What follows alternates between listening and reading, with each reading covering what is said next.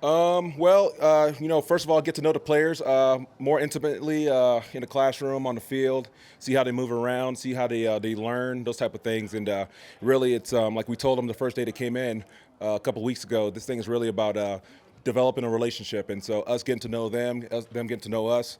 And I think when you develop that relationship and build that trust, that's when the real teaching will begin. This team's been defensive oriented the last few years. This year, it seems like with Coach Hackett and Russell Wilson, a lot of emphasis on offense. How do you does that change anything the way you approach it when it's maybe an offensive oriented type of team? No, I don't think so at all. At the end of the day, like, you could be offensive oriented, or really, you don't want to even say it that way. You want to say, hey, your best players could be on offense or defense, special teams. Really doesn't matter. At the end of the day, like, winning football in the NFL is about winning as a team, right? And it's winning collectively. And hey, maybe the offensive strength is the strength of the team, but like, hey, the defense has got to be able to play off of that, and the special teams has got to be able to play off of that, and vice versa. And so obviously, when you get a quarterback like the guy we have, it's going to open up opportunities. But at the end of the day, like, there's going to be there's going to be times that we're going to have to come through, and that's important. Coach, what are your expectations for this pass rush when Randy's healthy and Bradley Chubb on the other side? Well, we're excited about a lot of guys, right? Exterior, interior, pass rush. At the end of the day, we got to generate pressure. We got to do it with individual efforts, but we also got to do it with a team collective goal.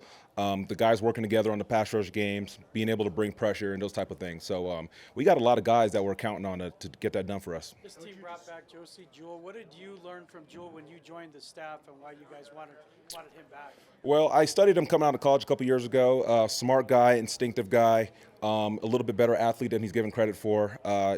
He's just the epitome of what you want in terms of running the huddle, leading the charge, getting the communication done, and then he can also make plays as well. So very excited to have him. How would you describe your play calling style, and how much do you use this time training camp to kind of work through some of those things, the rhythm of it? Yeah, obviously, just like players, I think it's very important for coaches to practice what they're going to be doing on game day, and so I'm with you on that. Like, it's important for me, and that's what I'm taking these practices as examples to really get used to using the mic and communicating, and not only just getting the call to the players on the huddle, but also like giving them tips and like in D&D reminders and things like that. And so yeah, I'm trying to hone my skills in as well. What about how you're? I'm going to be down. Yeah. What about how you're spending your time around during practice because you're Yeah. used to, Yeah, I was telling somebody today, I'm actually a little bored because I'm used to like being with a position group and like really grinding with them and stuff. And so we've got such excellent coaches on the defensive side. Marcus Dixon and Burt Watts, Pete Hansen, CP Christian Parker, and then even with Andrew Carter.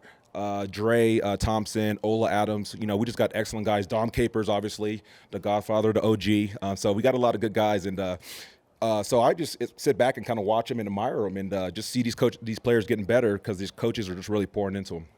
How important is it to get Kareem back and be that veteran? Oh, it's vital. First of all, let's not be mistaken. He can still run. And there's still a lot of juice there, and there's still a lot of playmaking ability there. And, yeah, just all the intangibles as well. Just being able to be a locker room presence, to be a veteran presence, to be a guy that's in charge of the communication and all that stuff. It's invaluable. So happy to have him. Did you know much about him, or did you learn that when you got here? I did know that about him, yes. I've never been with him. I've never coached him or been with anyone that's coached him. But, just through the grapevine, you hear about the kind of guy he is, the kind of leader he is. And then, obviously when you watch him on tape, the play style is what you want.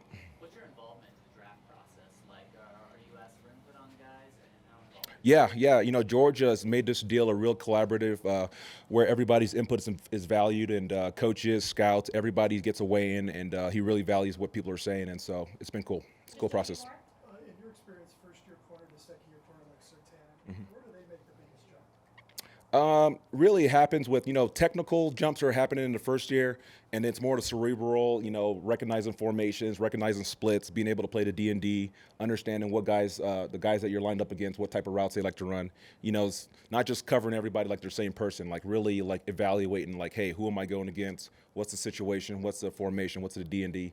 Those type of things. So I think most of it happens up above the neck. Yeah, does a guy like him with Pat, is being more technical, sound, more experience, does that allow him to maybe take some more chances that are within the defense?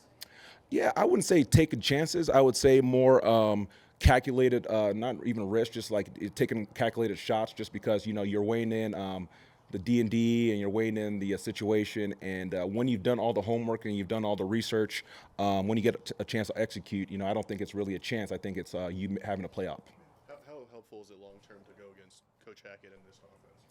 Well, it's tremendous because this Shanahan scheme that people are starting to tend to. I wonder if it's even called a Shanahan scheme, but it's going through the league, right? And the run game especially, and so getting this work, I think that we're going to have one of the best run offenses in the league, and so getting practice against that weekly and daily is going to be awesome.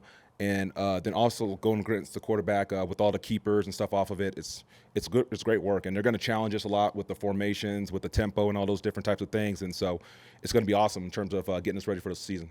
You obviously what kind of headaches has Russ given you going against him over the years, and how nice is it that you're on the same side? Yeah, it's been, I feel with all my years in San Fran and with the Rams, I feel like he's just been a pain in my butt for a long time. And so, you just can't, obviously he's smart as heck and he can throw the ball like none other, but you just can't account for the ability to keep plays alive and extend plays. And so I'm glad we don't have to play against him anymore, and he's on our side. You and Nathaniel obviously go way back. Have you had any moments the last few days of, wow, this is pretty cool that I get to coach with my best friend like this? Yeah, no, we have those moments daily. It's just like, hey, I can't believe that you're running the team and we're here working together. And but I can believe it because he's so talented and so awesome. So.